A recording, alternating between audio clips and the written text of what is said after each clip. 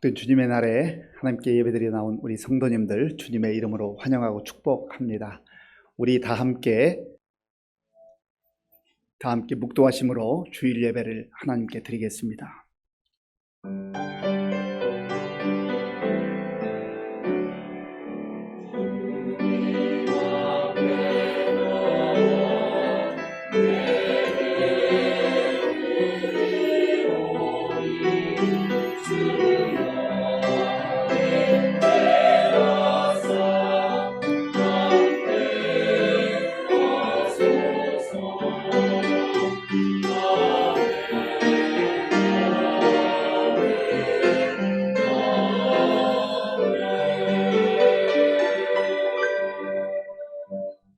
내가 평생토록 여호와께 노래하며 내가 살아있는 동안 내 하나님을 찬양하리로다. 나의 기도를 기쁘게 여기시기를 바라나니 나는 여호와로 말미암아 즐거워하리로다. 아멘. 아버지 하나님 감사합니다. 우리가 하나님께 예배를 드릴 수 있는 것이 얼마나 감사하고 영광스러운 일인지 알 수가 없습니다. 오늘 주님 앞에 나와서 기쁨으로, 감사함으로, 감격함으로 예배드리는 우리 성도들의 그 예배를 기쁘게 받아 주시옵소서. 우리 가운데 친히 임재하셔서 생명의 말씀과 하늘의 영광으로 충만케 하여 주시옵소서. 예수님의 이름으로 기도하옵나이다. 아멘. 교동문 24번입니다. 하나님은 우리의 피난처시요 힘이시니 그러므로 땅이 변하든지 산이 흔들려 바다 가운데에 빠지든지 바닷물이 솟아나고 뛰놀든지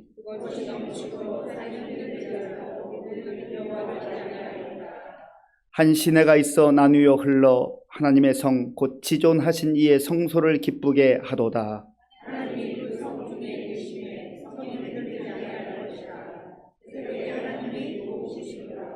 그가 땅 끝까지 전쟁을 쉬게 하심이여 이르시기를 너희는 가만히 있어 내가 하나님 됨을 알지어다.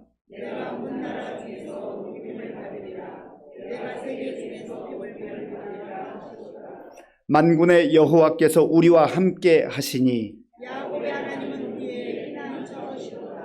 아멘.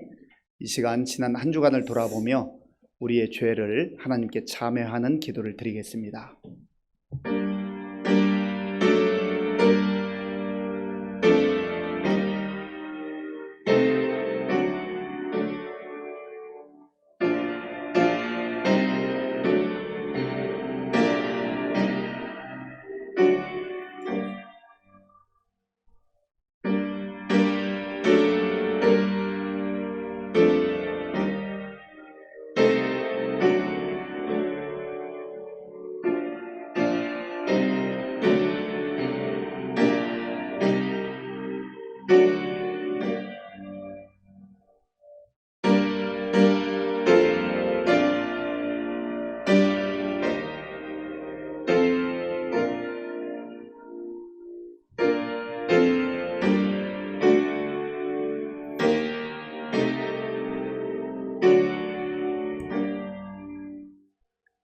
내가 그들을 내게 범한 그 모든 죄악에서 정하게 하며 그들이 내게 범하며 행한 모든 죄악을 사할 것이라.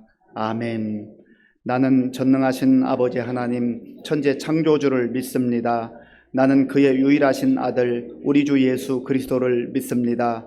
그는 성령으로 잉태되어 동정녀 마리아에게서 나시고 본디오 빌라도에게 고난을 받아 십자가에 못 박혀 죽으시고 장사된 지 사흘 만에 죽은 자 가운데서 다시 살아나셨으며 하늘에 오르시어 전능하신 아버지 하나님 우편에 앉아 계시다가 거기로부터 살아있는 자와 죽은 자를 심판하러 오십니다.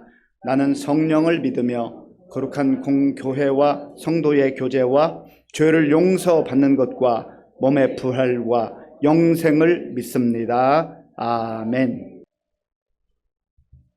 모든 만물의 주인 되시는 하나님 아버지, 지난 한 주간도 저희의 삶을 붙들어 주시고 흩어졌던 시민 공동체 식구들 한자리에 불러주신 은혜 감사드립니다. 이 시간 영과 진리로 드리는 예배를 기뻐 받아주시고 함께하여 주시옵소서. 한량없는 하나님의 은혜에도 불구하고 지난 한 주간의 삶, 죄와 실패로 얼룩진 삶이었습니다. 이 시간 십자가 보혈에 의지하여 겸손히 회개하오니 저희의 죄를 용서하여 주시옵소서. 주님의 자비와 사랑으로 품어 주시옵소서. 하나님의 한량없는 은혜 사모하여 나온 저희에게 주님의 은혜 충만하게 부어주시기 간구합니다. 주님 사랑의 진정한 의미를 이해하고 주님의 선하심과 신실하심을 온전하게 의지할 수 있도록 믿음을 더하여 주시옵소서. 부활하신 주님을 찬양하며 예배하는 이 순간에도 국내외적으로 슬퍼하며 고통 중에 있는 사람들이 있습니다. 전쟁으로 가족과 삶의 터전을 잃어 괴로워하는 이들에게 평안을 주시옵소서. 지진으로 인해 무너진 것들을 복구하는 자들에게 소망을 주시옵고, 갈등과 분쟁으로 고민하고 아파하는 지도자와 백성들에게 지혜와 이해와 용서의 은혜를 허락하여 주시옵소서. 모든 악한 자들을 도우시고 지치고 피곤한 자들을 일으켜 세우시고 주님의 사랑을 베풀어 주시옵소서. 저희 나라 온 국민들이 경제적 어려움으로 고통당하는 이때에 위정자들이 더 겸손한 자세로 지혜를 모아 이 문제를 해결할 수 있도록 도와주시옵소서. 우리나라가 정의로운 나라 되게 하시고 국민들이 평안을 누리며 살아가는 복을 허락하여 주시옵소서. 우리 시민교회를 돌봐주시는 하나님 아버지, 지역사회를 구원하기 위해 시민교회를 세워주시고 복음 전파의 사명 감당하도록 붙들어주신 하나님께 감사를 드립니다. 저희 교회가 주께서 주신 사명 감당하여 부활의 주님 전할 수 있도록 능력을 허락해 주시옵소서. 다음 세대들을 복음으로 가르치고 주께서 세워주신 일꾼들이 성실하게 사명 감당하는 교회되게 하여 주시옵소서. 능력의 하나님 아버지, 주님 말씀 전하시는 서영선 목사님을 붙들어 주시고 성령의 지혜와 능력을 부어 주시옵소서. 선포하시는 말씀들이 우리 삶의 이정표가 되게 하시고 지치고 상한 우리의 심령들을 위로하는 말씀 되게 하시옵소서. 오늘도 예배를 위하여 헌신하는 손길들 기억하여 주시옵소서. 또 예배를 위하여 수고하는 찬양대의 찬양이 하늘나라에 상달되게 하시고 이러한 수고와 헌신을 통해 더욱 생기가 넘치게 하시며 지역사회에 복음의 영향력을 끼치게 하시옵소서. 우리 삶의 주인 되시는 예수 그리스도의 이름으로 기도드립니다. 아멘. 하나님께서 오늘 우리에게 주시는 말씀은 빌립보서 3장 17절에서 21절까지입니다.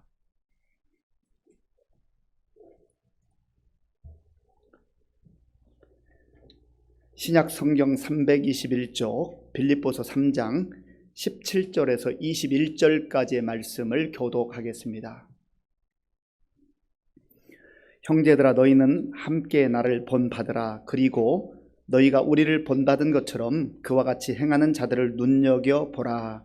내가 여러 번 너희에게 말하였거니와 이제도 눈물을 흘리며 말하노니 여러 사람들이 그리스도의 십자가의 원수로 행하느니라.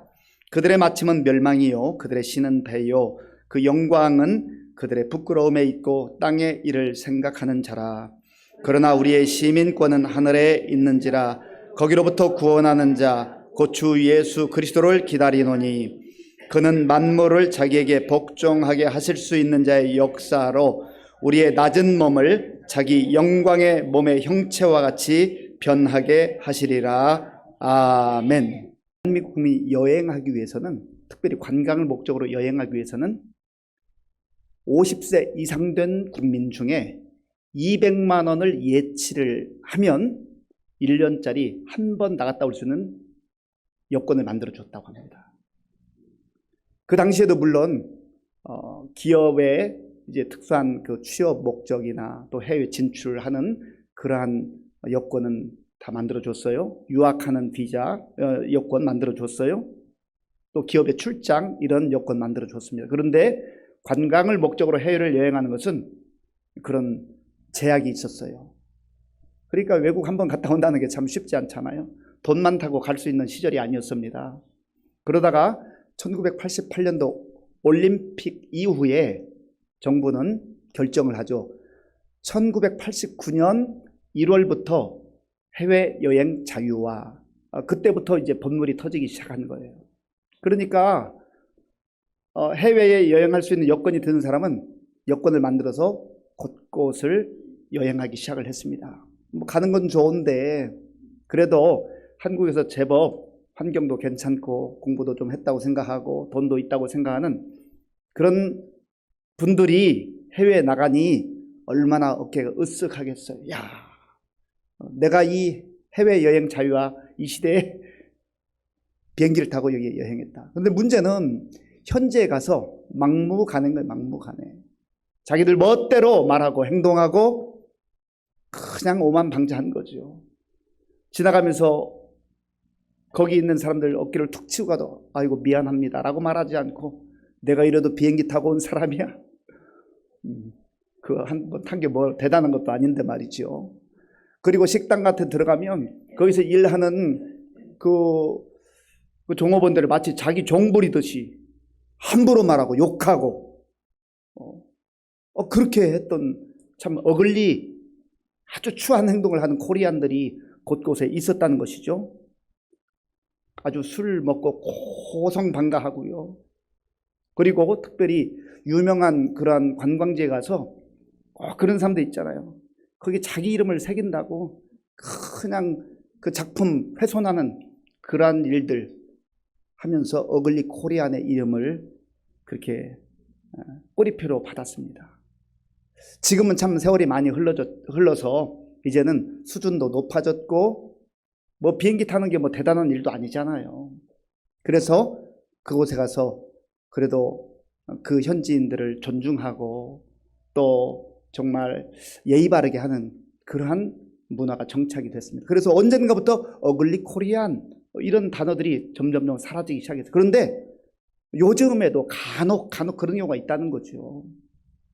저도 해외에서 선교 사역을 하면서 마음속에 늘 생각했던 것은 나는 대한민국 국민이다 라고 하는 것을 먼저 생각하기 전에 나는 여기에 왜 왔는가? 나는 그리스도인으로 왔지. 나는 하나님의 자녀이지. 하나님의 백성이지. 나는 목사이지. 선교사이지. 그러면 내 말 한마디가 다른 사람들에게 어떻게 비춰질까? 내 행동 하나하나가 다른 그 현지인들에게 어떻게 비춰질까?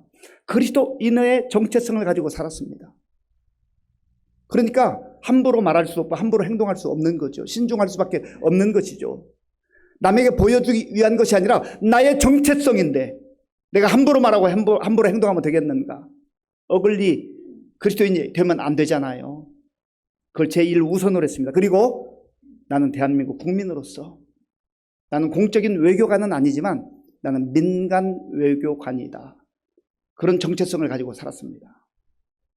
아프리카에도 보면 많은 중국 사람들이 나와 있어요. 특정 나라를 이야기해서 참 미안하지만 중국 사람들이 어글리 차이니스들이 많아요. 자기들 멋대로 행동하는 경우가 참 많아요. 그게 참 안타까운 일이죠. 그러다 보니까 비슷하게 생긴 우리도 중국인처럼 여겨져서 그렇게 바라보는 눈빛이 곱지 않습니다. 그런데 이렇게 대화를 하면서 저는 한국 사람입니다. 그러면 얼굴이 쫙 펴져요. 이 한국 위상이 얼마나 달라졌는지 몰라요. 대단합니다. 우리가 잘 몰라서 그렇지요. 해외 나가면 정말 하나님께서 우리나라의 위상을 높이 높이 올려주셨어요. 교만할 것은 없지만 자부심은 가질 필요가 있어요. 내가 그러한 위상이 있는 나라의 백성이다, 국민이다 라고 한다면 거기에 걸맞는 말을 하고 거기에 걸맞는 행동을 해야 하잖아요. 왜 그렇습니까? 거기에 있는 사람들은 나를 보고 대한민국을 바라보거든요. 판단하거든요. 내가 가서 욕이나 하고 아주 추한 행동하고 함부로 행동하고 그러면 한국 사람들은 나 저런가 봐. 한국 못됐어. 그럴 거 아니겠어요.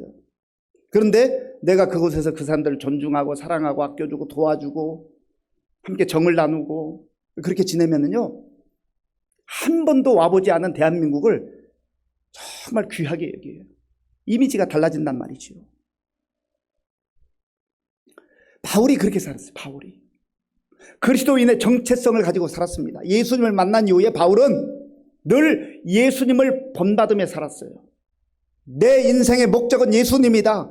그래서 늘 예수님을 본받기 위해서 부단히 애쓰고 노력하고 함부로 말하지 않고 함부로 행동하지 않았던 것이죠. 그러다 보니 가서 복음을 전하고 또 교회를 세우고 성도들을 만날 때마다 이제 바울은 몸에 밴 그리스도인의 그 삶을 통하여서 여러분 나를 좀 본받으세요. 나를 본받으세요. 그렇게 말하게 된 것입니다. 자, 오늘 본문 17절 말씀 17절을 함께 읽겠습니다.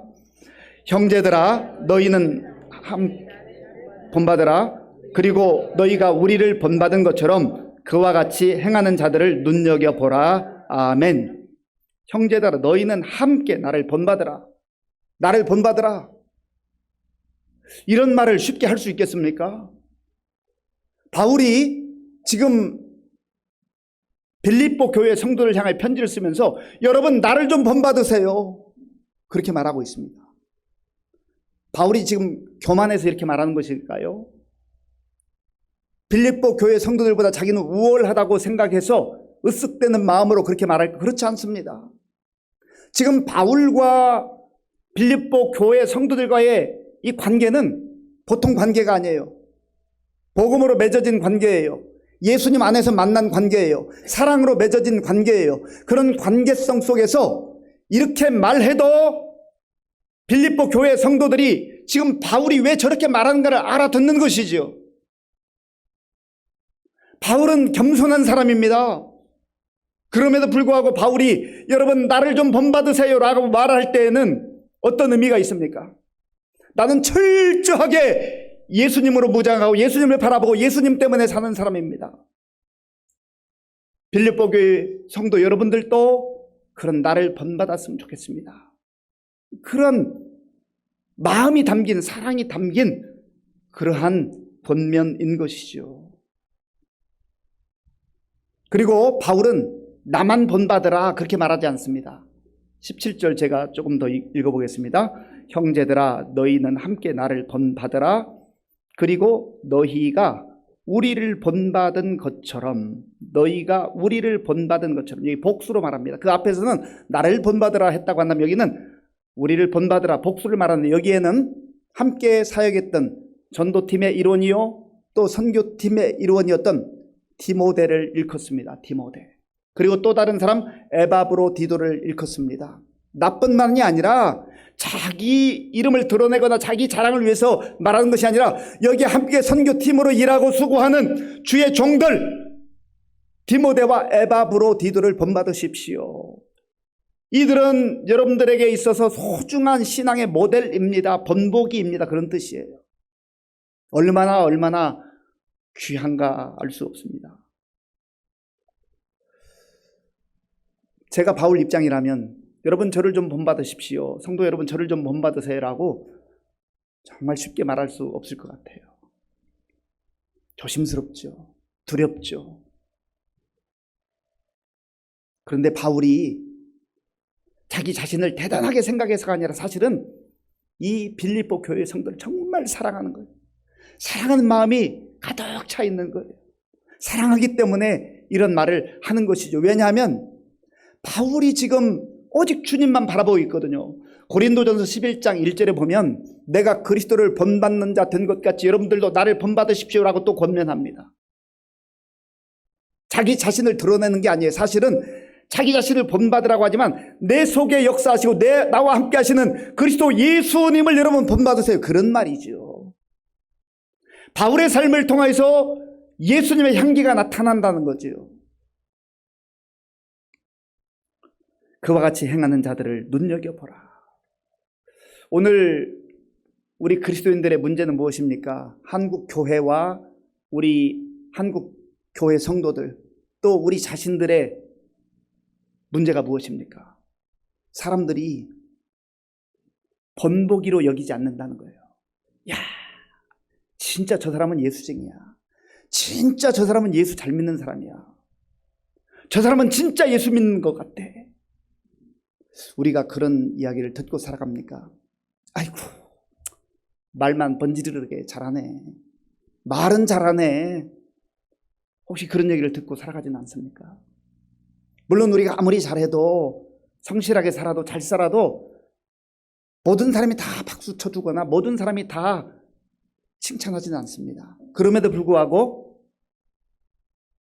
그저 객관적 시각으로 보는데 이기적이고 자기만 생각하고 다른 사람 생각하지 아니하고 그래서 조롱받고 그래서 본보기가 아니라 꼴불견이 된다면 참 이거 가슴 아픈 일 아니겠습니까? 오늘 우리가 이 말씀 앞에서 철저하게 우리 자신의 모습을 봐야 됩니다.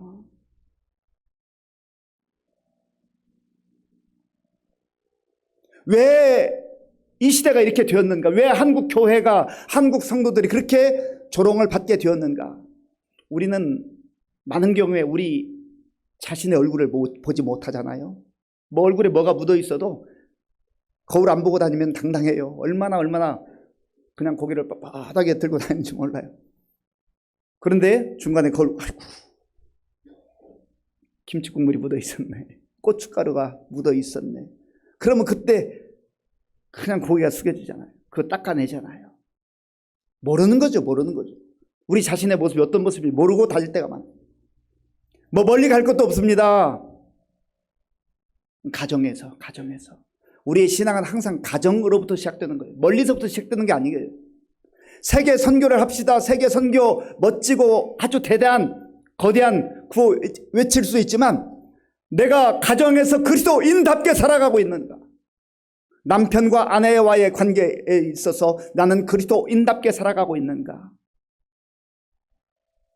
내 아내가 나를 바라볼 때 당신은 정말 그리스도인이야. 완벽해서가 아니에요. 완전해서가 아니에요.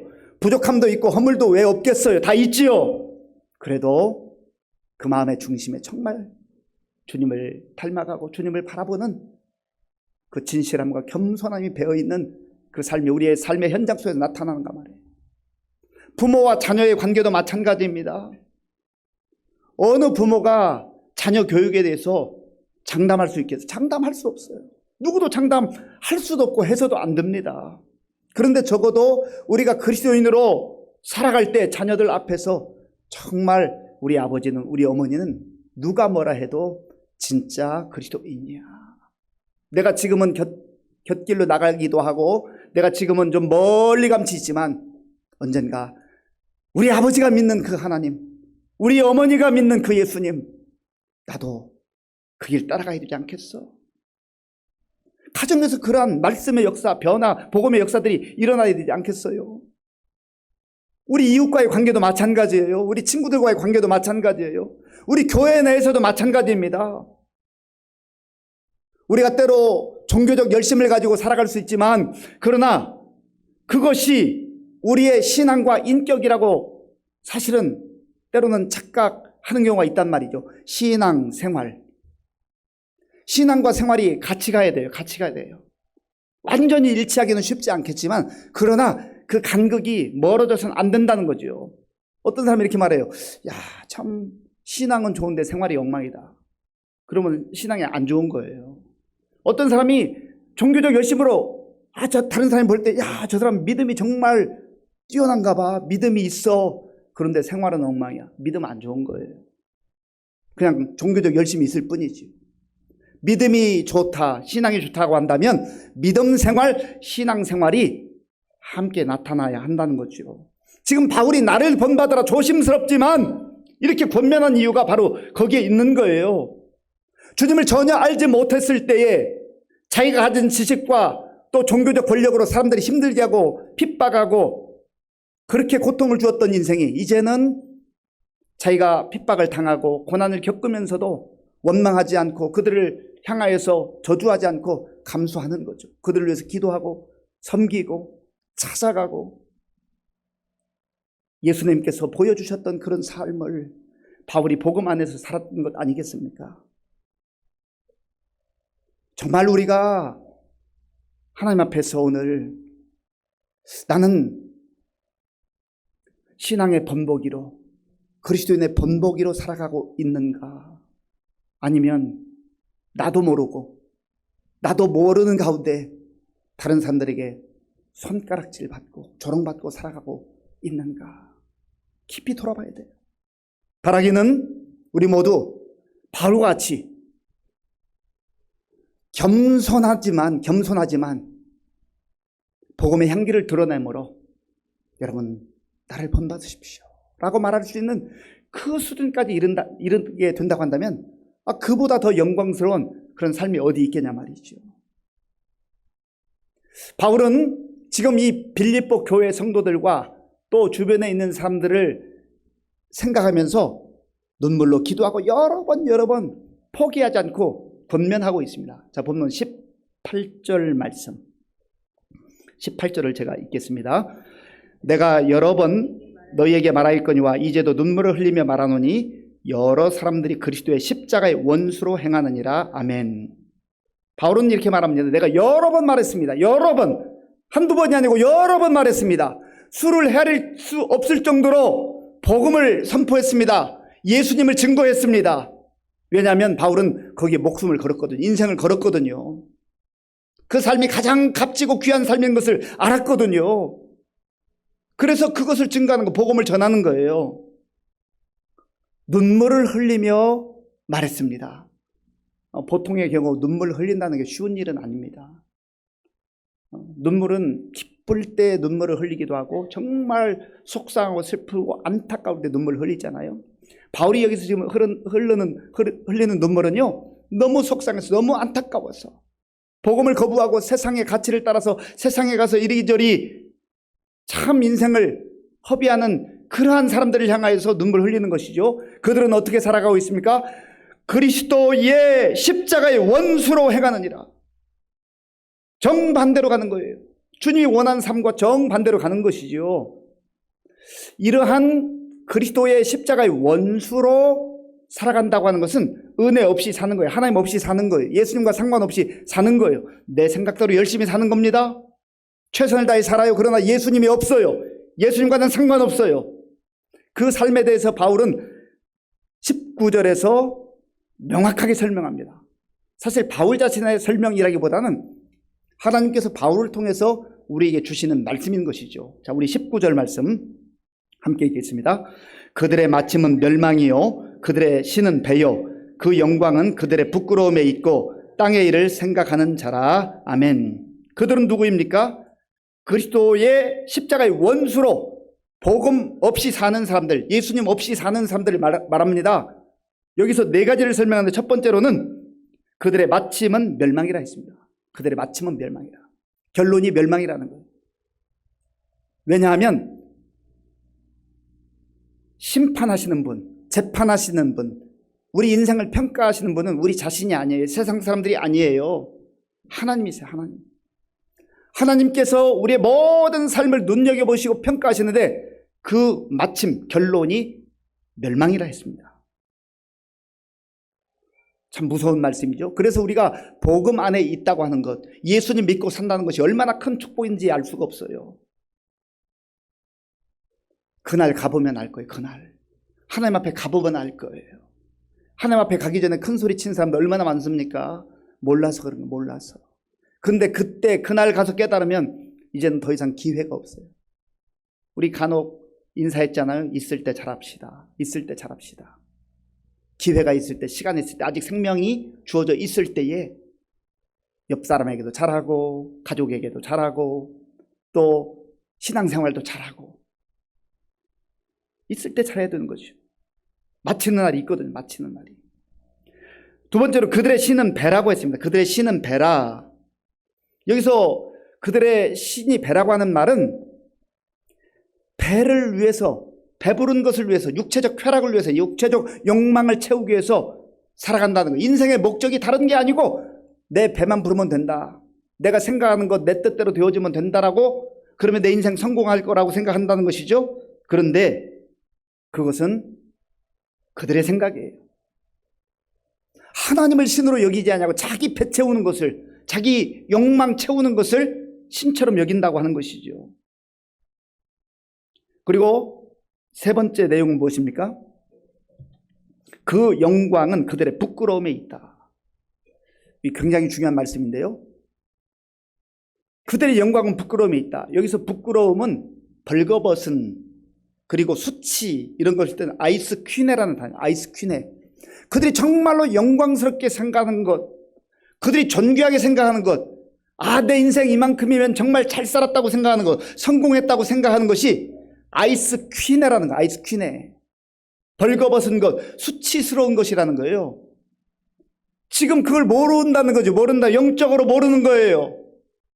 하나님 앞에서 모든 것을 판단받고 평가받을 날이 오는데 자기들이 자랑스럽게 여겼던 것, 이거 내 인생 성공했다고 대단한 이력서처럼 여러 가지를 나열했지만 하나님 보실 때 아이스퀴네, 벌거벗은 모습이구나, 수치스러운 모습이구나, 아무것도 아닌 것, 왜 그것 가지고 인생 성공한처럼 잘 사는 것처럼 그렇게 치장했느냐, 그걸 말씀하고 있는 거죠. 그리고 네 번째로는 땅의 일을 생각하며 사는 사람들이다.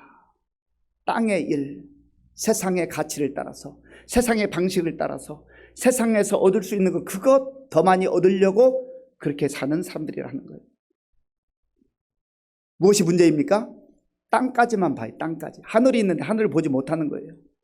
영원한 하나님의 나라가 있는데 그걸 보지 못하는 거예요. 알지 못하는 거예요. 믿지 못하는 거죠. 바울이 사실 예수 믿고 난 다음에 복음 전하면서 얼마나 많은 어려움과 고통을 당했습니까? 그런데 굴하지 않아요. 왜 그렇습니까? 바울은 그의 인생을 땅에 두지 않았어요. 땅에서 살아가지만 땅의 사람으로 살지 않아요. 하늘의 사람으로 살았기 때문에 그렇습니다. 그래서 바울은 나는 하늘 시민권자다. 나는 하늘 시민권자다. 그렇게 고백합니다. 자, 본문 20절 말씀, 20절 우리 함께 읽겠습니다. 그러나 우리의 시민권은 하늘에 있는지라 거기로부터 구원하는 자 곧 주 예수 그리스도를 기다리노니 아멘. 우리의 시민권은 어디에 있다고요? 하늘에 있다고요. 하늘. 이 하늘은 저기 그저 구름 떠다니는 그 하늘을 말하는 게 아니에요. 하나님의 나라를 말하는 것입니다. 하나님 나라의 시민권이라는 거예요. 하나님 나라의 시민권을 가지고 있는 게 얼마나 큰 영광인지 우리는 지금도 부분적으로 알지만 그날 하나님 앞에 가는 날, 하나님 나라에 들어가는 날, 야, 내가 예수 믿는 게 이런 거였어? 예수 안 믿었으면 어떻게 할 뻔했어? 그날 경험할 거예요. 그런데 이 땅을 살면서도 그걸 누릴 수 있어요. 그걸 볼 수 있어요. 믿음의 눈이 열려지면 땅에 살아가지만 하나님 나라의 가치가 보여지고 그것이 얼마나 소중하고 내 인생을 걸고 내 생명을 내 죽으라도 그것을 붙들어야 할 만큼 소중한 가치라는 것을 알게 된다는 거죠. 바울이 그렇기 때문에 그 시련과 역경 속에서도 굴하지 않고 복음을 증거하고 선교하고 교회를 세우고 그렇게 했던 것 아니겠습니까? 바울은 골로새 교회에 보내는 편지에서 이렇게 선포합니다. 골로새서 3장 1절. 골로새 3장 1절. 자, 우리 화면에 나오는 같이 읽겠습니다. 그러므로 너희가 그리스도와 함께 다시 살리심을 받았으면 위의 것을 찾으라. 거기는 그리스도께서 하나님 우편에 앉아 계시느니라. 아멘. 땅의 것만 바라보고 땅의 가치, 정말 아이스퀸에 부끄럽고 수치스러운 그런 것을 붙들고 살지 말고 위의 것을, 영원한 것을 찾으라 말씀하는 거죠. 사도행전 7장에 보면 스데반이 복음을 전하다가 돌에 맞아 순교를 당합니다. 그때에 이 스데반이 어떻게 그 고통의 현장에서 비굴하지 않고 당당하게 견뎠을까? 하늘을 본 거예요. 하늘을 본 거예요. 우리 함께 읽겠습니다. 스데반이 성령 충만하여 하늘을 우러러 주목하여 하나님의 영광과 및 예수께서 하나님 우편에 서신 것을 보고 말하되 보라 하늘이 열리고 인자가 하나님 우편에 서신 것을 보노라 한데 아멘. 하늘을 우러러 주목하여 땅만 바라보지 아니하고 하늘을 보는 사람, 하늘이 보이는 사람, 믿음의 눈으로 하나님 나라를 보는 그 사람은요, 그 죽음의 현장에서도 당당한 거예요. 하늘을 바라보며 하늘이 열리고 인자가 하나님 우편에, 예수님이 하나님 우편에 계신 것을 보았다. 그러니까 그 순교도 피하지 않고 묵묵히 비록 육체적 고통과 아픔은 있지만 받아들이는 거죠. 히브리서 11장 16절에 보면 믿음으로 살았던 모든 사람들이 다 하늘을 바라보며 살았다는 것을 선포하고 있습니다. 히브리서 11장 16절 제가 읽겠습니다. 그들이 이제는 더 나은 본향을 사모하니 곧 하늘에 있는 것이라. 이러므로 하나님이 그들의 하나님이라 일컬음 받으심을 부끄러워하지 아니하시고 그들을 위하여 한 성을 예비하셨느니라. 아멘. 이 땅만 바라보지 아니하고 더 나은 본향 하나님의 나라를 바라보면서 그렇게 살아가는 사람이 바로 그리스도인들이요 믿음의 사람들이라고 하는 겁니다. 저 여러분들이 그러한 삶을 살아가고 있는 거예요. 그런데 왜 비굴해요? 그런데 왜 말을 함부로 해요? 왜 행동을 하나님의 시민권자답게 하나님의 자녀답게 그렇게 하지 못한다는 말이죠. 본보기가 되기 위해서 정말 하나님 앞에서 부르짖고 기도해야 되지 않겠습니까? 설령 좀 좋은 본보기가 되는데 시간이 걸릴지언정 영적 꼴불견이 되어서는 안 되잖아요. 가슴 쳐야 돼요. 가슴 쳐야 돼요. 그래서 저는 전도하다가 누가 아이고 내 주변에 아무 개가 예수 믿는데 이래서 난 교회 안 갑니다. 이래서 안 갑니다. 이래서 상처받았습니다. 그러면 제가 일단은 조용합니다. 제가 하나님의 자녀로, 제가 하나님의 백성으로 죄송합니다. 사과합니다. 제가 그렇게 해요. 왜 그렇습니까? 그 사람 살려야 되잖아요. 그 상처 때문에, 그 아픔 때문에 누군가가 잘못 보여줬던 그 잘못된 본보기 때문에 주님 앞에 나오는 그 걸림돌이 되었다고 한다면 내가 사과를 하고라도 그 마음을 열어야 되지 않겠습니까? 예수님께서 마태복음 6장에서 말씀하셨어요. 너희는 보물을 땅에 쌓아두지 말고 하늘에 쌓아두라. 하늘에 보물을 쌓아두라는 거예요. 하나님 나라가 없으면 예수님께서 뭐하러 하늘에 보물을 쌓아두라고 하셨겠어요? 우리는 우리의 보물을 전부 땅에 쌓아둬요. 땅에. 하나님 나라를 바라보는, 하늘을 바라보는 믿음의 눈이 열릴 수 있길 바랍니다. 우리는 이 땅에서도 살아가지만 그러나 하나님 나라의 하늘의 시민권자들입니다. 하나님 나라의 백성답게, 하나님의 자녀답게, 하늘나라의 시민권자답게 말하는 것도 신중하게, 예수님처럼 행동하는 것도 예수님처럼 살아가는 삶의 모습도 예수님의 향기가 흘러나오는 그러한 삶을 살아갈 때 그 삶이 가장 존귀하고 영광스러운 삶이 되는 거예요. 결론적으로 21절 말씀, 21절을 제가 읽겠습니다. 그는 만물을 자기에게 복종하게 하실 수 있는 자의 역사로 우리의 낮은 몸을 자기 영광의 몸의 형체와 같이 변하게 하시리라. 아멘. 우리는 낮은 몸, 땅에 살아가던 존재들, 죄 가운데 시달리고 허덕이던 존재들, 유한한 존재들, 이런 낮은 몸에 있는 우리를 예수님께서 십자가에 생명을 내어주심으로 영광스러운 존재로 그렇게 변화시켜 주시고 영광스러운 하나님의 자녀로 삼아주시고 하늘의 시민권자로 삼아주셔서 이 험한 세상 속에서도 당당하되 겸손하게 그리스도인으로서 하나님 나라의 백성으로 살아가게 하신 것입니다. 우리 모두 영적 정체성, 하늘 시민권자임을 꼭 기억하시고 신앙과 생활이 분리된 자들이 아니라 믿음과 생활이 분리된 자들이 아니라 신앙생활, 믿음 생활이 하나가 되어서 우리 가족으로부터 우리 이웃, 우리 교회 안에서, 또 직장에서, 학교에서, 우리 삶의 현장 속에서 복음의 향기를 드러내므로 좋은 본보기로 살아갈 수 있는 저와 여러분들 될 수 있기를 간절히 바랍니다. 아버지 하나님, 감사합니다. 땅만 쳐다보며 아이스퀸의 벌거벗은 것과 같이 수치스러운 것들을 추구하던 저희들,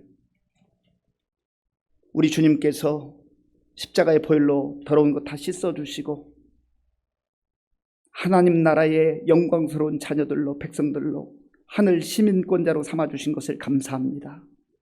우리의 영적 정체성을 분명하게 알고 우리의 삶의 현장 속에서 복음의 향기를 드러내며 우리도 다른 사람들에게 좋은 본을 끼치는 그런 그리스도인으로 살아갈 수 있도록 인도하여 주시옵소서.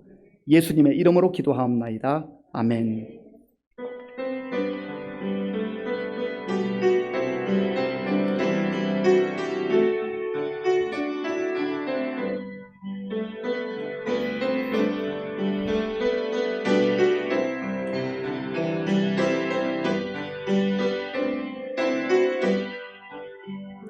여기에 모인 우리 주의 은총 받은 자여라.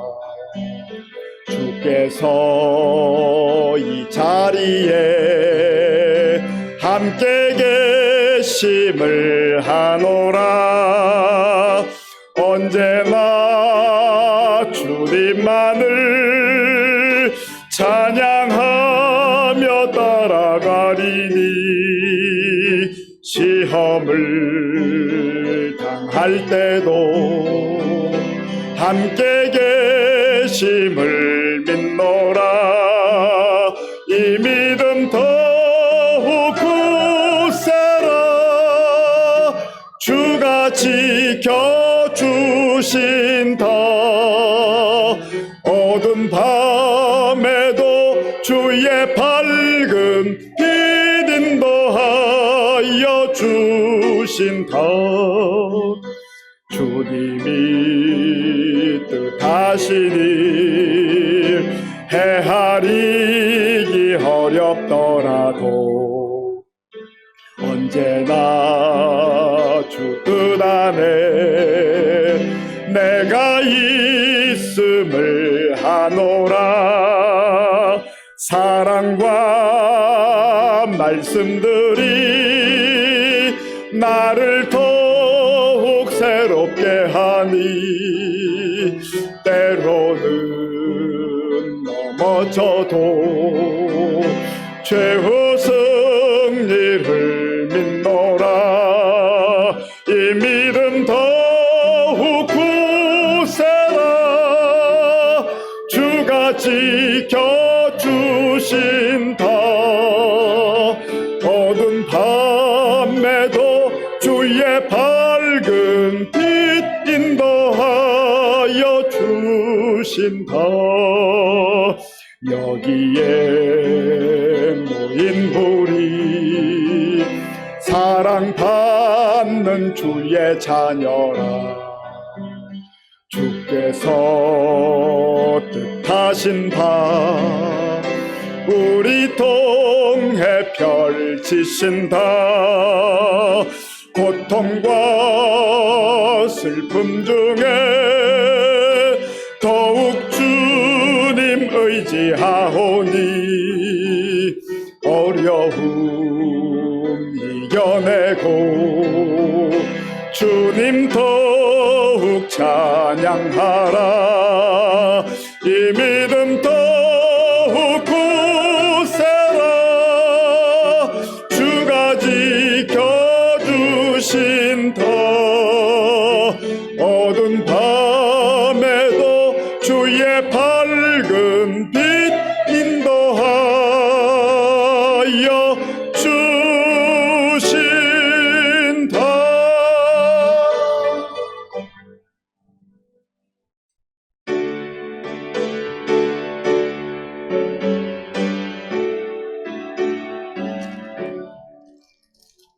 내게 있는 모든 것을 주를 위해 드리네. 주의 성령 충만하게 내게 내려 주소서. 주께 드리네, 주께 드리네. 사랑하는 구주 앞에 모두 드리네. 아멘. 아버지 하나님, 감사합니다. 세상만 바라보며 살던 저희들 하나님의 은혜로 구원해 주시고 믿음으로 하늘나라를 바라보며 살게 하시니 감사합니다. 영원한 하나님 나라를 소망하며 믿음으로 살되 그리스도의 향기를 바라며 세상 사람들에게 본을 끼치는 하늘 시민권자들로 살아가는 우리 모두가 되게 하여 주시옵소서. 우리에게 베풀어 주신 은혜 가운데 구별하여 주일헌금 11조 감사헌금과 각종 목적 헌금을 믿음으로 정성으로 드리오니 기쁘게 받아주시고 이 물질이 쓰이는 곳에 주의 영광이 나타나게 하시고 예수님의 생명의 복음이 전파되게 하여 주시옵소서. 우리 성도님들 가운데 연로함으로 힘들어하고 또 질병으로 인하여서 눈물로 기도하는 우리 성도님들의 그 기도를 들어 응답하여 주시옵소서. 우리 다음 세대 가운데 주의 말씀과 능력으로 함께 하셔서 복음 안에서 잘 성장해서 교회와 나라 민족을 위해서 귀하게 쓰임받는 일꾼들로 세워 주시옵소서. 다음 세대를 하나님께서 지켜주시고 또 군복무 중에 우리 청년들 보호하시며 지금도 세계 곳곳에 나가 복음 증가하는 선교사님들 능력의 장중에 붙잡아 주시옵소서. 예수님의 이름으로 축복하면서 기도하옵나이다. 아멘. 벌써 4개월이 지나가 오늘 4월 마지막 주일이면서 마지막 날입니다. 내일부터 5월 달인데 내일 새벽 기도 월삭 새벽 기도를 하나님께 영광을 돌립니다. 새로운 한 달을 또 기대하면서 기도로 시작했으면 좋겠고요. 우리 예배당에 나오실 수 있는 분은 예배에 나오시고 또 여건이 어려우신 분들은 유튜브로 월삭 기도에 참여하셔서 또 한 달을 하나님께 맡기고 그렇게 시작하면 좋겠습니다. 우리 이예심 권사님의 모친 최윤희 집사님이 지난주에 15년 만에 재등록하셨습니다. 일부 예배를 드리셨는데요. 어쨌든 앞으로 우리 교회에서 또 잘 적응하실 수 있도록 기도해 주시기 바랍니다. 우리 김형일 집사님 이제 우리 새벽 기도에 간혹 나오시다가 오늘 정식으로 등록하시고 이제 신앙생활을 하려고 합니다. 우리 잠깐 자리에서 일어나 주시겠습니까? 예, 주의 사랑으로 환영합니다. 우리 환영송 하겠습니다. 주의 사랑으로 환영합니다. 주의 사랑으로 환영합니다. 형제 안에서 주의 영광을 보내 주의 사랑으로 환영합니다. 예, 잘 오셨습니다. 제가 한번 기도하겠습니다. 아버지 하나님 감사합니다. 우리 김형일 집사님 하나님께서 은혜를 베풀어 주셔서 또 우리 교회로 인도해 주시고 등록하고 한 가족으로 이제 신앙생활하게 하시니 감사합니다. 주님 붙들어 주셔서 믿음이 더욱더 견고해지게 하시고 또 우리 성도들과 예수님 안에서 좋은 교제가 있게 하여 주시옵소서. 하나님께서 함께 주실 줄로 믿사옵고 예수님의 이름으로 축복하면서 기도하옵나이다. 아멘. 예, 다시 한번 박수로 환영하겠습니다. 예, 감사합니다. 오늘 반가운 분이 또 오셨는데요. 우리 고정우 권사님이 그동안에 좀 심신이 연약하셔서 병원에도 또 2번 입원하시기도 하고 했었는데 제가 좀 편찮으실 때 신방을 3번 갔는데요. 차로 1시간 20분 또 밀리면 2시간 그러는데 전철 타고 오는 시간은 2시간 20분 걸린다. 2시간 8년을 그렇게 다녔어요. 8년을. 참 너무너무 귀하신 권사님이신데 이제 많이 회복되셨지만 그래도 더 강건해지셔서 또 늘 지키던 그 자리 나와서 예배 드릴 수 있도록 기도해 주시기 바라고요. 오늘 셋째 딸 이연수 성도님이 오셨어요. 한 30년 만에 오셨나 봐요. 자리에서 잠깐 일어나 주시겠어요? 예, 우리 박수로 환영하겠습니다. 예. 조만간 우리 고정 권사님도 오셨으면 좋겠습니다. 우리 고 이은선 권사님께서 하나님 부르심을 받았는데 유가족들이 또 장례를 마치고 이렇게 예배에 참석하셨습니다. 우리 자리에서 잠깐 일어나 주시겠습니까? 예, 우리 유가족들 너무 많이 수고하셨고요. 제가 정말 너무 어려움 중에도 또 물론 장례식도 은혜 가운데 잘 마쳤지만 우리 박희경 권사님 남편 우리 김성우 성도님 오늘 예배 오시는 걸 보니까 막 너무너무 참 가슴이 뛰고 앞으로 우리 교회에서 신앙생활 잘 하실 수 있도록 기도 많이 해주시기 바랍니다. 그리고 우리 민선 씨도 왔죠? 민선 씨, 우리 김은미 집사님의 동생 민선 씨도 그동안에 뭐 나올 때도 있으면 잘 또 못 나오고 했는데 오늘을 기점으로 어쨌든 우리 모든 유가족들 믿음 안에서 정말 신앙생활 잘 할 수 있도록 그렇게 또 기도해 주시면 제가 기도하겠습니다. 아버지 하나님, 우리와 함께 신앙생활했던 고 이은선 권사님 이제 이 땅에서의 모든 여정 다 마치고 하나님 품에 불러주셔서 그곳에서 하나님의 그 영광을 맛보며 안식하는 줄로 믿습니다. 장례식을 은혜 가운데 마치고 우리 유가족들이 함께 예배를 드립니다. 주께서 하늘의 소망과 위로로 충만케 하시고 이제 무엇보다도 우리 모든 인생의 일력 가운데 주님 떠나지 아니하고 주님 의지하고 하늘나라 소망하며 믿음으로 사는 우리 유가족들 다 될 수 있도록 인도하여 주시옵소서. 감사드리오며 예수님의 이름으로 축복하면서 기도하옵나이다. 아멘. 우리 격려의 박수 하겠습니다. 네, 앉아주시기 바랍니다. 우리 다 함께 불낸 동산 찬양하겠습니다.